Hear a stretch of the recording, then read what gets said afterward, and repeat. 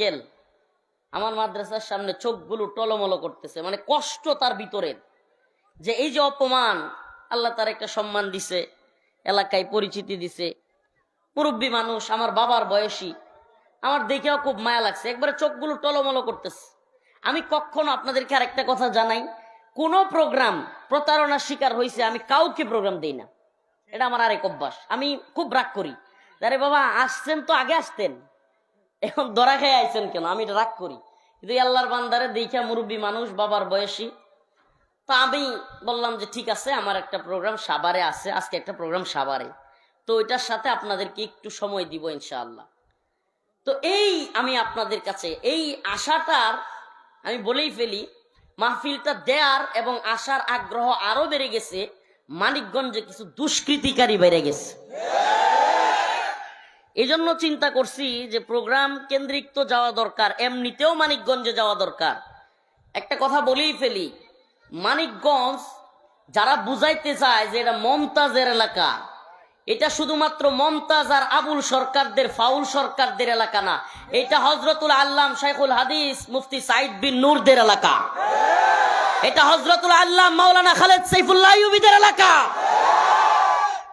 অবশ্যই আমি মাহফিল কমিটির দৃষ্টি আকর্ষণ করব অন্যান্য জায়গায়ও হুজুরদের নাম দেওয়ার ক্ষেত্রে সাইদ নূর দামাত বারকাতুহুম হেফাজতে ইসলামের নাইবে আমির প্রসিদ্ধ মুরব্বীদের নাম একটু জায়গা মতো দেওয়ার চেষ্টা করবেন। আমাদের উপরে দিলেও আমরা খুশি, অবশ্যই আমাদের উপরে দেওয়ার চেষ্টা করবেন। বিশেষ করে এই মানিকগঞ্জের মুরব্বী আলেমে দ্বীন হযরতুল আল্লাম মাওলানা সাইদ নূর দামাত বারকাতুহুম, ওনার সাথে যোগাযোগ করেছি আমি। হযরতুল আল্লাহ মাওলানা খালিদ সাইফুল্লাহ আইয়ুবী দামাত বারকাতুহুম, ওনার ভাই মাসুদুর রহমান আইয়ুবী দামাত বারকাতুহুম, ওনাদের সকলের সাথে মোটামুটি পরামর্শ করে আজকে 1 ডিসেম্বর যদি আবুল সরকার মুক্তি পাইতো, আমি ঘোষণা দিয়েছিলাম মানিকগঞ্জ আদালত চত্বরে অবস্থান কর্মসূচি পালন করতাম। এবং এটা বলার জন্য বলি নাই, যদি মুক্তি দিত আমরাও অবস্থান কর্মসূচি পালন করতাম। প্রিয় ভাইরা আমার, বন্ধুগণ আমার, আজকে আমার আলোচনা এই বিষয় নিয়ে, কিছু কথা আপনাদের জানা দরকার, কিছু কথা আপনাদের বোঝা দরকার। মুসলমান হিসেবে আমাদের ইমানের দাবি কি? মুসলমান হিসেবে আমি যে মুসলমান, আমি ইমানদার, আমার তো আল্লাহর কাছে গিয়ে দাঁড়াইতে হবে, কি বলেন? তাইলে আমার কোরআন কি বলে, আমার রসুল কি বলে, সেটা কি জানতে হবে না? আর সেটা কিভাবে আমি জানবো? বর্তমান জামানা খুব আপডেট। আপনার ওই বাউলদের কথায় কিংবা কথার কথা আমার কথায় বিশ্বাস করা দরকার নেই। আপনি বর্তমান জামানায় আমি কোনো আয়াতের রেফারেন্স দেওয়ার পরে আপনি অনলাইন থেকে এখন চাইলেই কোরআন তরজমা, কোরআনের তাফসির আপনি নামায় নিতে পারবেন। আপনি বাংলায় পারলে এই আয়াতের সাথে আমার বলা তরজমা, আমার আয়াতের সাথে মিলে একটু দেখে নিবেন, তাইলেই তো হইল। সুবহানাল্লাহ। আর আপনি যদি আল্লাহ এবং রাসূলকে প্রকৃতই ভালো না বাসেন, তাইলে তো ওই সমস্ত আউল ফাউলদের কাছে আপনি বুখারীর দরস নিবেন, আপনার মজা লাগবে। আর যদি আল্লাহর প্রতি ভালোবাসা রাখেন, তাইলে আপনি নিবেন কোথা থেকে? কোরআন থেকে। কোথা থেকে? সূরাতুত তাওবার 65 এবং 66 নম্বর আয়াত, 65 এবং 66 নম্বর আয়াত থেকে তিলাওয়াত করেছে। আল্লাহ রাব্বুল আলামিন বলেন, وَلَئِن سَأَلْتَهُمْ لَيَقُولُنَّ إِنَّمَا كُنَّا نَخُوضُ وَنَلْعَبُ قُلْ أَبِاللَّهِ وَآيَاتِهِ وَرَسُولِهِ كُنتُمْ تَسْتَهْزِئُونَ।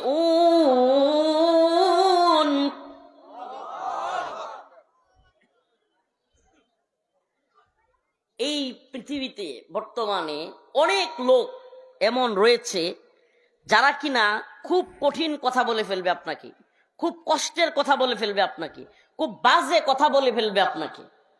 এরকম লোক আমাদের সমাজে আছে না নাই? কিন্তু আপনি যখন লোক নিয়া কিংবা শক্তভাবে তারা ধরবেন, বলবেন আমি আপনার সাথে দুষ্টামি করতেছিলাম, মজা করতেছিলাম। আছে না নাই? এরকম কিছু চোর বাটপারও আছে যারা চুরি করে ওই জিনিসটা নিয়ে হাতাইতে থাকে, মানে এখন ছুট দিবে, দৌড় দিবে আপনি না দেখলেই, কিন্তু হঠাৎ করে আপনি দেখে ফেলছেন, আরে না তোমার জিনিসটা কত সুন্দর, মোবাইলটা কত সুন্দর দেখতেছিলাম। এরকম চোর বাটপার আছে না নাই? আল্লাহর রাসূল সাল্লাল্লাহু আলাইহি সাল্লাম তার সাহাবায়ে কেরামের জামানায় এরকম ছিল। আমি যেই তাওবার আয়াত তিলাওয়াত করলাম সূরাতুত তাওবার, এই আয়াতের শানে নুজুলও সেম। এক মুনাফিক তাবুকের যুদ্ধের আগে বিরাট বড় এক মজমায় কোরআন তিলাওয়াত হচ্ছে। কি হচ্ছে? কোরআন তিলাওয়াত হচ্ছে। সেখানে গিয়ে সে বলতেছে, এই কোরআন পাঠ যারা করে এরা পেটুক, নাউজুবিল্লাহ। এই কোরআন পাঠ তিলাওয়াত যারা করে এরা হলো মিথ্যুক, নাউজুবিল্লাহ। এই কোরআন পাঠ করে যারা এরা হলো ভীতু কাপুরুষ, নাউজুবিল্লাহ। এই সমস্ত কথাগুলো যখন আল্লাহ রাসূল সাল্লাল্লাহু আলাইহি সাল্লাম শুনেছেন, অনেক কষ্ট পেয়েছিলেন।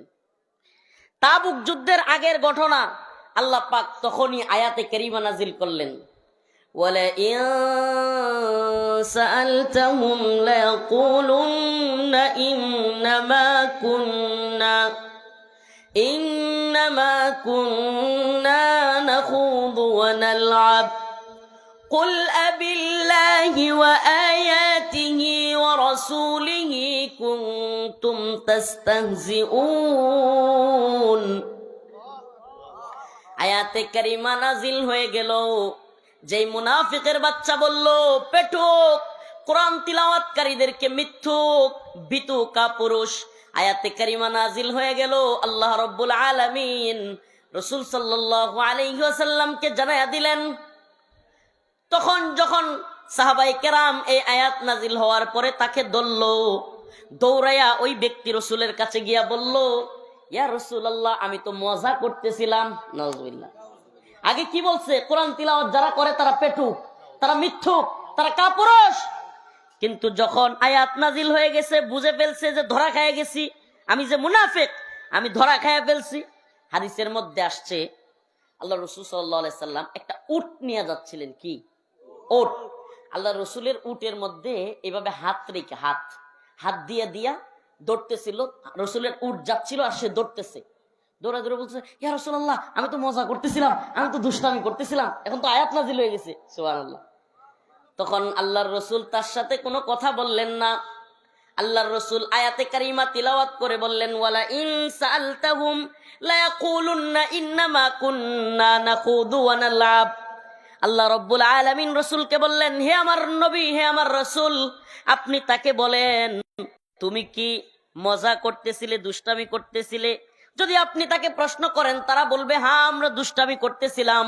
ওয়ালা ইন সাআলতাহুম, যদি তাকে প্রশ্ন করেন, লা ইয়াকুলুন্নাল্লাহ, তারা বলবে লা ইয়াকুলুন্না ইন্নামা কুন্না নাখুদু ওয়া নালআব, আমরা তো মজা করতেছিলাম, দুষ্টামি করতেছিলাম। আল্লাহ রাব্বুল আলামিন বলেন, কুল আবিল্লাহি ওয়া আয়াতিহি ওয়া রাসূলিহি কুনতুম তাস্তাহজিউন। আল্লাহ পাক তার রাসূলকে বললেন, আপনি তাকে জিজ্ঞেস করেন তুমি কি আল্লাহ, তার কোরআন এবং তার রাসূলকে নিয়েও দুষ্টামি করতেছিলে? সুবহানাল্লাহ।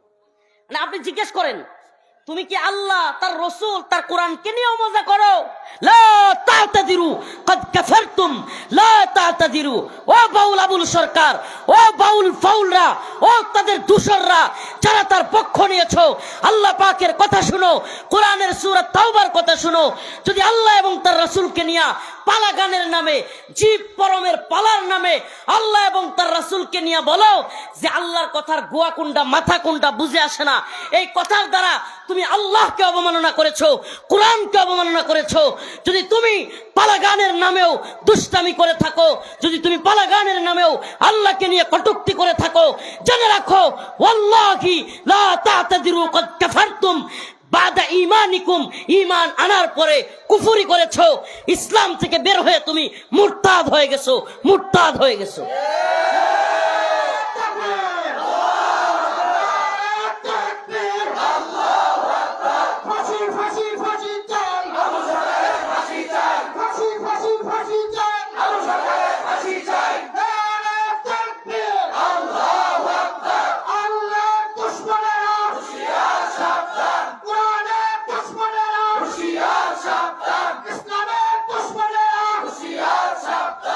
আমি আপনাদেরকে নতুন করে আর এই ভিডিও শোনাতে চাই না, কারণ আপনারা মানিকগঞ্জের মানুষ, আশা করি সবাই ভিডিওর কথাগুলো জানেন। জানেন কি জানেন না? আচ্ছা, সত্যি একটা কথা বলেন, ওই পক্ষেরও যদি কেউ থাকেন, দেখেন আমরা এখনই বলবো না যে এটা ইসলামিক রাষ্ট্র হয়ে গেছে, শরিয়া কায়েম হয়ে গেছে, এখানে কেউ অন্য মতের পথের থাকতে পারবে না, এটা আমরা বলি না। কিন্তু বিবেকটা থেকে চিন্তা করে একবার বলেন তো, যদি ওই পক্ষেরও কেউ থাকেন, আপনাদের প্রতি বিনীত অনুরোধ, মজার চলেও কি আল্লাহকে নিয়া, আল্লাহ পাকের নাউজুবিল্লাহ, আল্লাহ কি মানুষ নাকি এটা তো আমরা কেউ জানি না। আল্লাহ তো নূর, কেউ কেউ বলছেন আল্লাহ, কোরআন বলছে আল্লাহ নূর। তো এই যে আপনি বললেন, এই যে এই লোক এই কথাগুলো বললো, সুস্থ বিবেক দিয়ে একবার চিন্তা করেন, এই ভাষাগুলো আল্লাহর সামনে ইউজ করা যায়? বলেন, এই ভাষাগুলো দুষ্টামি কইরাও আল্লাহর সামনে ইউজ করা যায়? আল্লাহর সামনে এই ধরনের কথা বলতে পারে মানুষ? আমার ভাই মাহমুদ বলছে ফাঁসি ফাঁসি ফাঁসি চাই। আমি বলি, যদি সে তওবা করে এবং ক্ষমা চায়, দেশের মুহাক্কিক বিজ্ঞ মুফতিয়ানে কেরাম যদি মনে করেন সে আর এমন করবে না, এমন বাক্য ইউজ করবে না, ক্ষমা করা যায়, তাইলে ক্ষমা করা যাইতে পারেন কিনা, পারে কিনা, এটা বিজ্ঞ মুফতিয়ানে কেরাম বলবে, তওবা করলে মুসলেকা দিলে। কিন্তু যদি কেউ আমাদেরকে হুমকি দমকি দেখায় যে আবুল সরকারকে মুক্তি না দিলে মানিকগঞ্জ অচল করে দিবে, এই করবে সেই করবে, তাইলে সবগুলোরে পিডায়া আরিসাই ফেলাইয়া দিব। রাজি আছেন ইনশাল্লাহ? শুনলাম নাকি আবুল সরকারের বিরুদ্ধে যারা আন্দোলন করতেছে, প্রতিবাদ করতেছে, তাদের নামে মামলা দিচ্ছে। কি দিচ্ছে? এই সরকারকে একটু সাবধান করে দিতে চাই, হুঁশিয়ারি উচ্চারণ করতে চাই। আমরা আপনাদেরকে হুঁশিয়ারি দেওয়ার মতো অবস্থানে ছিলাম না। আমরা হাসিনা বিরোধী আন্দোলন করে হাসিনাকে হটিয়ে জেল, জুলুম, রিমান্ড, নির্যাতন, এই স্বৈরাচার বিরোধী সমস্ত আন্দোলনে অগ্রণী ভূমিকা পালন করে রাজপথে থেকে এই নির্মম পরিস্থিতির মধ্য দিয়ে আমরা আপনাদেরকে, এই হাসিনা সরকারকে হটায় বসাইছি। আমরা আপনাদেরকে হুঁশিয়ারি দেওয়ার পক্ষে ছিলাম না। কিন্তু আপনারা যেই লাইনে আগাইতেছেন, যদি এদেশের তাওহীদবাদী প্রজন্ম আল্লাহর পক্ষে দাঁড়াবার কারণে, দ্বীনের পক্ষে দাঁড়াবার কারণে, ঈমানের পক্ষে দাঁড়াবার কারণে এই সরকার হাসিনার মতো মামলা দিয়া এদেশের তাওহীদবাদী প্রজন্মের মুখ বন্ধ করতে চায়, তাহলে আপনাদেরকে হুঁশিয়ারি দিতে চাই, আপনাদের পরিণতি হাসিনার মতো হবে। অতএব আপনাদেরকে সাবধান করে দেই, আপনারা বিষয়টাকে খুব স্মুথলি ভালোভাবে হ্যান্ডেলিং করেন। বাউল গান, পালা গান করবে, যদি আপনারা মনে করেন যে বাউল গানের সাপোর্টার আছে, এটা শুনে তারা পালা গান করবেন, হ্যাঁ, আমরা এখনই আপনাদেরকে বলবো না কাউকে যে যান সবাই গিয়া সব এদের বাড়িঘর ভাঙ্গা দেন, এটার পক্ষে আমরা না। ঠিক আছে, আপনারা আপনাদের জায়গায়, আপনারা এটা আল্লাহর কাছে আপনাদের হিসাব নিকাশ, আল্লাহ পাক আপনাদের জবাব আল্লাহ নিবে। কিন্তু সাবধান, সাবধান, আল্লাহ এবং তার রাসূলের বিরুদ্ধে একটা কথা, একটা বক্তব্য দিতে পারবেন না। সূরাতুন নাস, কুল আউযু বিরাব্বিন নাস, মালিকিন নাস, ইলাহিন নাস, মিন শাররিল ওয়াসওয়াসিল খান্নাস, আল্লাযী ইউওয়াসউইসু ফি সুদুরিন নাস মিনাল জিন্নাতি ওয়ান নাস। এই আয়াত কইয়া কইয়া কইবেন আল্লাহ নাচতে কইছে, এই ভণ্ডামি করতে পারবেন না। কোরআনের আয়াতকে বিকৃতি করতে পারবেন না। আল্লাহ তাআলার শান মানে আঘাত করতে পারবেন না। একটা বক্তব্যে শুনলাম যে তুমি যদি আরো 10টা 20টা আল্লাহ বানায় রাখতা, নাউজুবিল্লাহ, আপনি জবাব দেওয়ার জন্য হোক, দুষ্টামির সুরতে হোক, বুঝানোর জন্য হোক, এই সমস্ত কথাগুলো বলা এলাও করেন? এলাও করেন আপনি? এই সমস্ত নাস্তিকরা, এই সমস্ত শাতেমরা, এই সমস্ত খোদাদ্রোহীরা এই বিষয়গুলোকে নরমালাইজড করতে চায়। কেন? কারণ এগুলো যদি সমাজের মধ্যে নরমালাইজড হয়ে যায়, আস্তে আস্তে মানুষের মধ্যে এক ধরনের যে আল্লাহর প্রতি ভয় আছে, সুবহানাল্লাহ, কোরআনে অসংখ্য আয়াত, ইয়া আইয়ুহাল্লাযীনা আমানুত্তাকুল্লাহ ইয়া আকুলু কওলান সাদীদা, ইয়া আইয়ুহাল্লাযীনা আমানুত্তাকুল্লাহ ওয়াল তানজুর নাফসুম মা কদ্দামাত লিগাদ, ইয়া আইয়ুহান নাস উবুদু রাব্বাকুমুল্লাযী খালাকাকুম ওয়াল্লাযীনা মিন ক্বাবলিকুম লাআল্লাকুম তাত্তাকুন। কত আয়াতের মধ্যে আল্লাহ পাক তার ভয়ের কথা বলেছেন। এখন এই বাউলরা কয় কি, আমি শুনলাম ওই দিন ওনার স্ত্রীর মুখ থেকে শুনলাম যে আমরা আল্লাহরে ভয় পাবো কেন, বন্ধু কি বন্ধুরে ভয় পায়? নাউজুবিল্লাহ। চিন্তা করছেন? মানে আল্লাহ নিজে বলতেছে তোমরা আমাকে ভয় করো, সে কি বলে হের বন্ধু হয়ে গেছে আল্লাহ, মানে এই জন্য আল্লাহর গুয়া সহ কয়ে দিব। নাউজুবিল্লাহ। মানে আল্লাহর সামনে এই ধরনের শব্দ ইউজ করেও তার বন্ধু, নাউজুবিল্লাহ। আরে আমি জিজ্ঞেস করি, যদি সত্যি আল্লাহকে বন্ধু মনে করতো এরা, আল্লাহর সাথে এই সমস্ত শব্দ ইউজ করতো? বলেন ইউজ করতো? আস্তাগফিরুল্লাহ ওয়া আতুবু ইলাইহি। আল্লাহর সাথে এই শব্দটা ইউজ করতে পারে, কত জঘন্যতম মানসিকতা। আবার বলে বন্ধুর সাথে বন্ধুর কিসের ভয়? আল্লাহ নিজে বলতেছে ইত্তাকুল্লাহ, আল্লাহকে ভয় করো। কি করো? জান্নাত জাহান্নামের ভয়ের চাইতেও বেশি আল্লাহর ভয় করো। সুবহানাল্লাহ। কিসের ভয় করো? জাহান্নামের চাইতেও বেশি আল্লাহর ভয় করো। কে বলেন এটা? আচ্ছা, আমি আপনার একটা প্রশ্ন করি, আপনি আপনার বাবারে ভালোবাসেন কি বাসেন না? আপনি আপনার মাকে ভালোবাসেন কি বাসেন না? তাইলে জীবনে কোনোদিন বন্ধুর সাথে যা করছেন মার সাথে এগুলো করেন?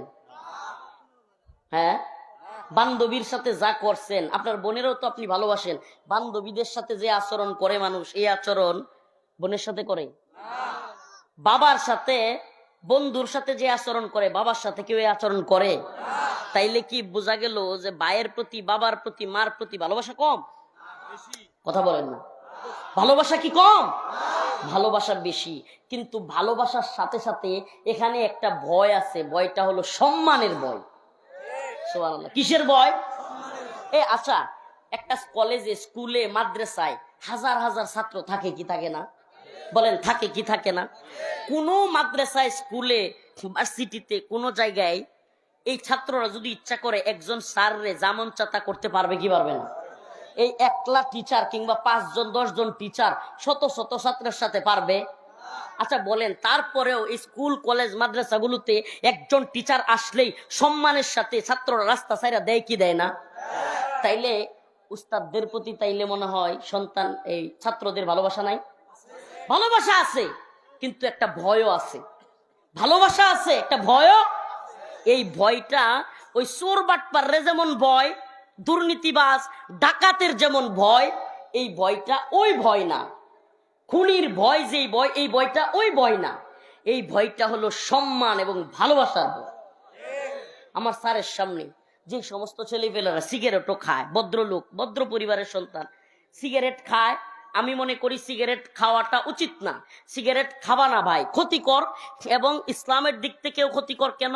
এই বিড়ি সিগারেট খাওয়ার পরে দুর্গন্ধ হয়, নামাজে গেলে আশপাশের মানুষদের কষ্ট হয়। কিন্তু তারপরেও যারা সিগারেটও খায়, এই ধরনের ছেলেপেলেরাও টিচারকে দেখলে, বাবাকে দেখলে কি করে? ফেলে দেয় কি দেয় না? শুধু ফেলে দেয় না, অনেক সময় লুকাইতে গিয়ে হাত পুড়িয়া যায়। অনেক সময় অনেকেই আছে নিচে ফেললে হবে, এইভাবে লুকায় রাখা জামা। তো এই যে কাজটা করলো, এখন যদি আপনি বলেন যে উস্তাদ হইলো বন্ধু, বাবা হইলো বন্ধুর মতো, তো আমি তাদেরকে ভালোবাসি, ডর কিসের? তাইলে তো আপনি ধুমায়া সিগারেট টানবেন, আপনার বাপ, আপনার উস্তাদ যাইতে থাকবো, করে দোয়া দিবেন, ভালোবাসা বাড়বো না?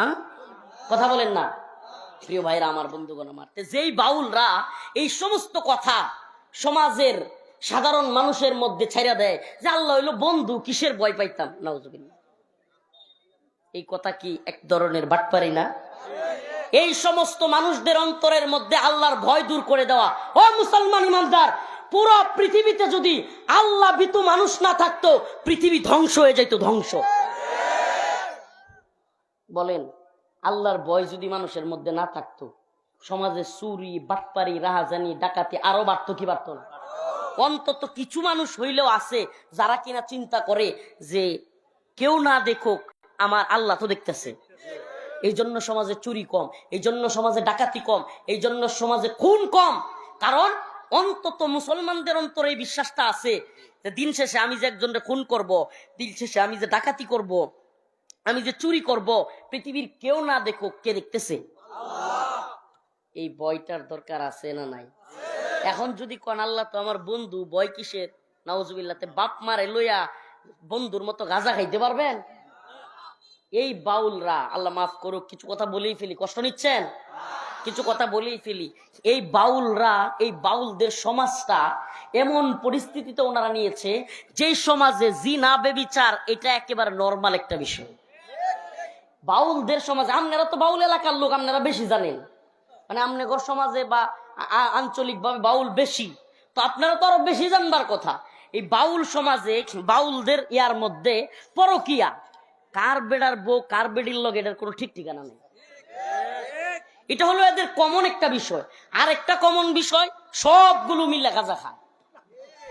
কিছুদিন আগে কিছুদিন আগে লালন শাহর কুষ্টিয়ায় বিশাল বড় প্রতি বছর লালন শাহর মাজারে প্রতি বছর বিশাল বড় করে ওরস হয়। কি হয়? তখন যে সমস্ত নিরাপত্তা ব্যবস্থার লোকেরা থাকে, প্রশাসনের লোকেরা একটা মিটিং ডাকছে লালনের ওরস কিভাবে সুন্দরভাবে করা যায়। তখন ওখানে একজন সচেতন লোক পুরা ইউনো পুলিশ অফিসার সকলের সামনে দাঁড়ায় বইলা বসছে, যদি লালনের মাজারে গাঁজা বন্ধ করা হয় 30টাও লালনের বক্ত পাওয়া যাবে না। কয়টা? আপনার একটু খোঁজ নিতে বললাম, চ্যালেঞ্জ করলাম, বাউলদের 100-র মধ্যে 98টা গাঁজা খা, 100-র মধ্যে 98টা নেশা করে, 100-র মধ্যে 80টা মেয়েদের সাথে অবৈধ সম্পর্ক রাখে। আল্লাহ তাআলা এদেরকে হেদায়েত দান করো। আরো জোরে বলেন আমিন। আমরা তাদের হেদায়েতের দোয়া করি, আমরা তাদেরকে নসিহা করি, এই খারাপ পথ থেকে ফিরে আসো। আবার কি বলে, আবার একটা কথা কয়, নাউজুবিল্লাহ, এটা যে কত বিশ্রী কথা। কয় কি, মানে ওই যে তাদের পীর মুরিদিরে বলে ভক্ত, মুরিদিরে কি কয়? ভক্ত। কয় ভক্ত যখন গুরুর সাথে মিলিত হয়, নাউজুবিল্লাহ, অন্তিম মুহূর্তে, শারীরিক অন্তিম মুহূর্তে, আর গভীর যেতে পারছি না, মা বোনরা আছে, এই অন্তিম মুহূর্তে নাকি ওই পরম সত্তা এসে হাজির হয়। আপনারা শুনছেন কিনা জানি না, এই ধরনের পচা কথা এরা বলে। নাউজুবিল্লাহি মিন যালিক। নাউজুবিল্লাহ বলবেন না? এই আবুল সরকারের ঘটনার পরে অনেক মেয়েরা অনলাইনে আইসা সরাসরি বলছে যে এই সমস্ত বাউলরা আমাদেরকে ধর্ষণ করছে, এই সমস্ত বাউলরা আমাদেরকে গান শেখানোর নাম করে ধর্ষণ করছে, খারাপ পথে নিছে, গান শিখাবে বলে ঘর থেকে বের করে আমার মার কাছ থেকে নিয়ে আমাদের সাথে খারাপ আচরণ করছে, ধর্ষণ করছে, দিনের পর দিন আমাদেরকে ইউজ করছে। শুধু একটা মেয়ে বলতেছে শুধু আমাকে না, অনেক মেয়েদেরকে ইউজ করে। আচ্ছা বলেন, আমরা কি একটা সমাজে এই ধরনের নোংরা কাজ হইতে দিতে পারি? অবাধে এই ধরনের কাজ চালায় যাওয়ার জন্য অনুমতি দিতে পারি? প্রিয় ভাইরা আমার, সরকার বলে মাদকের বিরুদ্ধে, সরকার বলে যে আমরা মাদকের বিরুদ্ধে, মাদক মুক্ত সমাজ গড়তে চাই, আমরা কিশোর গ্যাং মুক্ত সমাজ গড়তে চাই, বলে কি বলে না? একদিকে আপনি মাদক মুক্ত সমাজ গড়ার কথা বলবেন, আর একদিকে বাউলের পক্ষ নিবেন। আরে বাউলরাই তো সবচাইতে বড় নেশার আখড়া। আপনাদেরকে আরেকটা মজার থিওরি দেই, এটা আপনাদের জানি আপনারা জানেন, তারপরেও বলি। সারা বাংলাদেশের মধ্যে সবচাইতে রিস্কহীন, নো রিস্ক, একেবারে কোনো ধরনের রিস্ক ছাড়া নেশা করার জায়গা হলো মাজার। একেবারে কোনো ধরনের কোনো বিঘ্নতা থাকে না, কোনো ধরনের কোনো বাধা থাকে না, কিছু থাকে না, একমাত্র নিরাপদ গাঁজা খাওয়ার জায়গা কই? এটা কি সত্য না মিথ্যা? প্রিয় ভাইরা আমার, বিশ্বাস করেন, এই নেশাকুররা বাবার ভক্তের নামে নিরাপদে গাঁজা খাইতেছে, আর কিচ্ছু না। এদের আর কোনো চাওয়া নেই, এদের কোনো কিসের ভক্তি, কিসের পিরালি, কিসের আল্লাহ, কিসের রসুল, নাউজুবিল্লাহ, এদের কাছে এগুলো কোনো মেজর কোনো বিষয় না, এদের কাছে কোনো ফ্যাক্ট না। এদের মূল বিষয় হলো নেশা করতে হবে, নাউজুবিল্লাহ। আচ্ছা বলেন, আমরা কি এই সমস্ত নেশাকুরদের সমাজ চাই? আমরা কি দেশের মধ্যে, আমাকে বলেন, যেই নেশাকুর বাবা সেও কি কখনো চায় যে তার সন্তানটা নেশা করুক? বলেন চায়? তাইলে আমরা চাই একটা মাদক মুক্ত সমাজ, আমরা চাই একটা কিশোর গ্যাং মুক্ত সমাজ। আল্লাহ তাআলা আমাদের এই সমাজ গড়ার, কবুল করার তৌফিক দান করুন। প্রিয় ভাইরা আমার, আরেকজন লোকের নাম বলি আপনাদের সামনে, ফরহাদ মাজার। নাম কি? ফরহাদ মাজার, বাউলদের বাপ, মানে সকল গাঁজাখোরদের বাপ হইল কোনটা? ফরহাদ মাজার। শুনেন, আমি সেই ছোটবেলা থেকে হাসিনা মোদির বিরোধিতা করতে করতে এখন আর কারো নামে কিছু কইতে আমার মুখে বাজে না। কেন বাজে না জানেন? সুবহানাল্লাহ, আল্লাহর জমিনে বাস করি তো, আল্লাহর জমিনে একমাত্র আল্লাহর গোলামি করি। শেখ হাসিনা এই বাংলাদেশটারা নিজের বাপের সম্পত্তি মনে করতো, বাপের ভিটা মনে করতো, যা মন চাই তা করতো, যা মন চাই তা বলতো, আলেম ওলামাদেরকে ইচ্ছে মতো জেলে নিল, রিমান্ডে নিল, যা মন চাই তা করলো। প্রিয় ভাইরা আমার, বর্তমানে এই ফরহাদ মাজার বাংলাদেশটার বাপের সম্পত্তি মনে করে। দুই একটা উপদেষ্টা, দুই একটা ছাত্রদের সমন্বয়ক, তার মুরিদ, এই লালন সার এই লালনের পন্থী, এই জন্য সে মনে করে এখন মনে হয় বাংলাদেশটা তার দখলে। আমরা সুস্পষ্ট জানাইয়া দেই, ফরহাদ মাযহারকে সুস্পষ্ট জানাইয়া দেই, ফরহাদ মাযহার এবং ওই সমস্ত লোকদেরকে হয় হেদায়েতের পথে আসো, না হলে তোমাদেরকে বাংলার জমিনে প্রতিহত করা হবে। কয়জনকে মামলা দিবেন? কয়জনকে মামলা দিবেন? ও মুসলিম উম্মাহ, মানিকগঞ্জ সিংগাইরের মুসলমান তথাকথিত ভাইরালিজমের পিছনে ছুটিও না।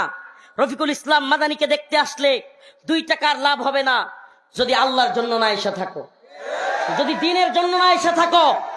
প্রিয় বাবারা আমার, আপনাদের কাছে আমার একটা চাওয়া, দৃষ্টান্তমূলক শাস্তি যদি আবুল সরকারের না হয়, যদি তাকে এমনি মুক্তি দেওয়া হয় এবং কোনো বিচার না হয় এবং সে তওবাও না করে ক্ষমাও না চায়, তাইলে মানিকগঞ্জ অচল করে দিতে হবে।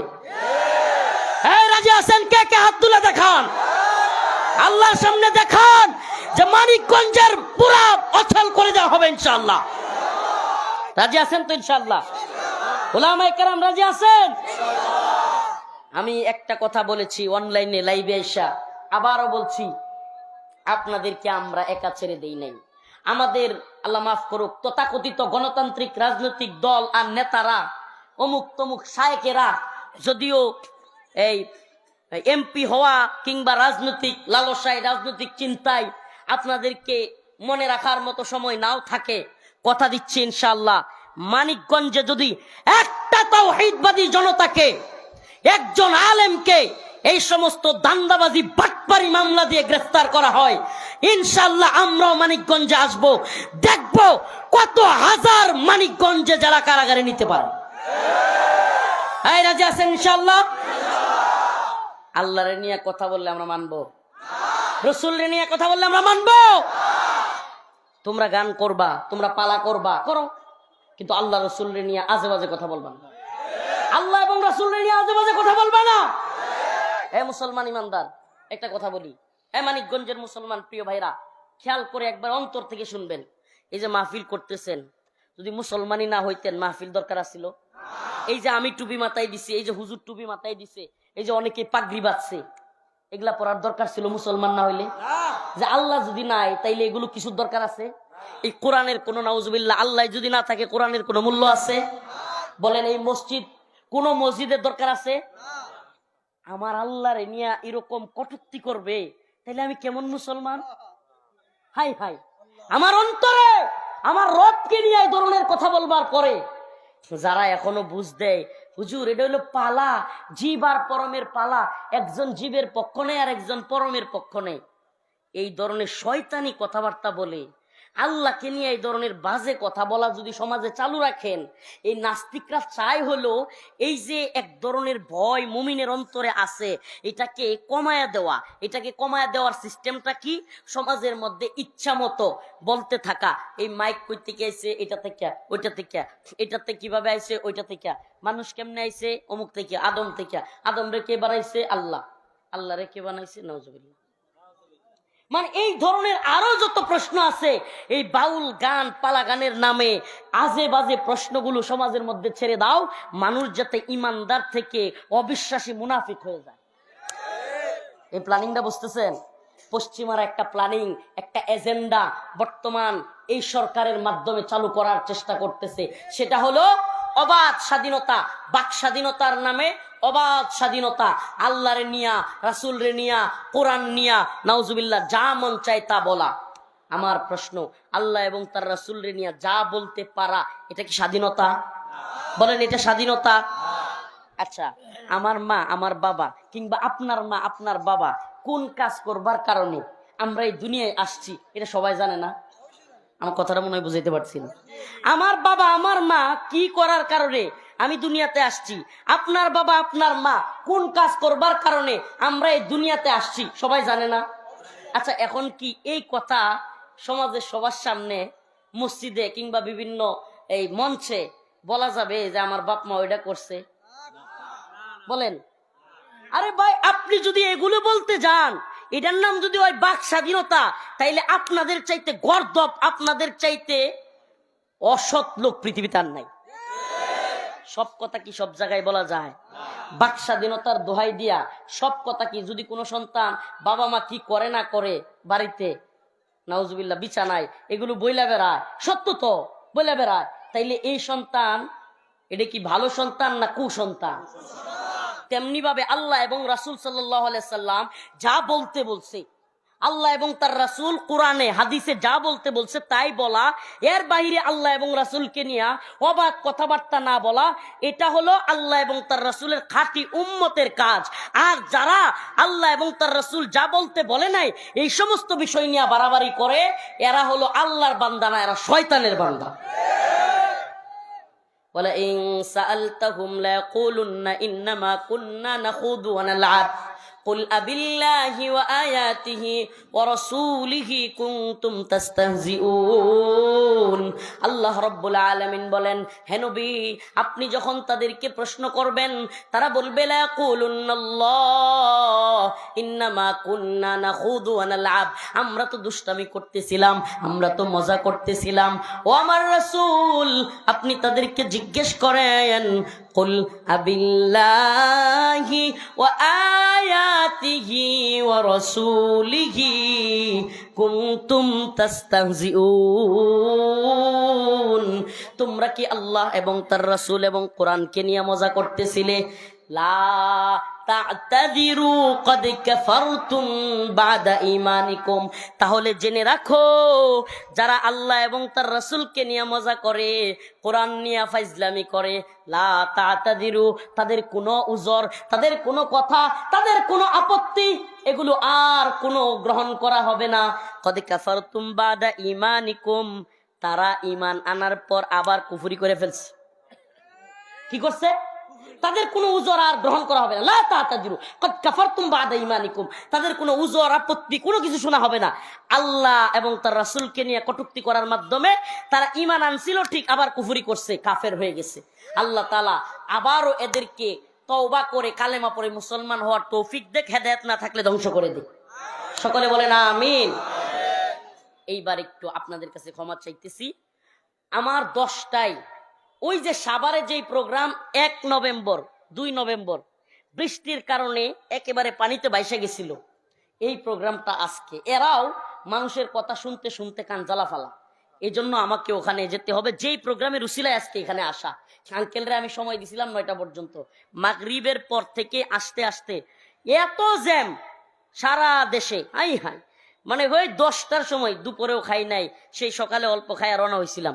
তো এই জন্য আপনাদের কাছে দোয়া চেয়ে বিদায় নিলাম। একটা দাওয়াত দিয়ে যায়, আগামী 6 ডিসেম্বর বিজয় মেলার মাঠ মানিকগঞ্জ, কোথায়? ইনশাআল্লাহ হেফাজতে ইসলামের উদ্যোগে, মানিকগঞ্জ জেলা হেফাজতের উদ্যোগে সারা দেশের ময় মুরব্বী ওলামায়ে কেরাম, শাইখুল হাদিস, ইবনে শাইখুল হাদিস আল্লামা মামুনুল হক দামাত বারকাতুহুম সহ উলামায়ে কেরাম উপস্থিত থাকবে ইনশাআল্লাহ। আপনারা সকলেই আমন্ত্রিত, যাবেন তো ইনশাআল্লাহ মানিকগঞ্জে। সেখান থেকে পরবর্তী কর্মসূচি আসবে।